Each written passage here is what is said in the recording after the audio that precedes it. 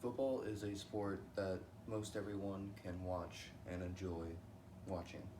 However, most of those people do not know anything about its history. With that being said, today I will be informing you about the the history of American football.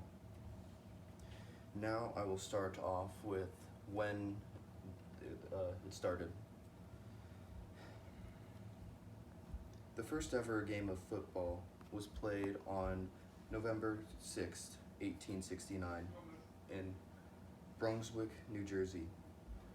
The two teams who played it were Rutgers and Princeton. And in that game, Rutgers went on to defeat Princeton 6-4. Although the game was completely different than what football is today, it was the first ever game of something like football. It's the game that eventually evolved into what is now football. Though, well, I tried to find the person who invented it, but I was not able to do that.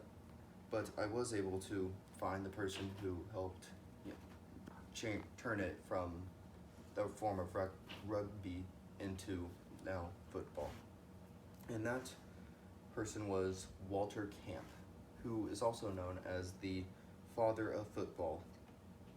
He added many rules, and one of the rules he added was, or additions to the game, was the first downs. The first downs were added in 1912, and they were put in to keep teams from having the ball for an entire half, because without that, the first downs, it would be very difficult. It was very difficult for the defense to get the ball without having the offense score. And it also, the rule that was added also helped pace the game. And it is now a staple in football. Football would be completely different if it did not have that rule. But not only have the rules changed, but the equipment that players wear has changed dramatically.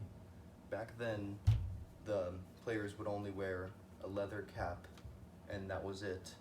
And now, players wear all sorts of protective gear, such as knee pads, thigh pads, hip pads, and tailbone pads, shoulder pads, and most importantly, the helmet.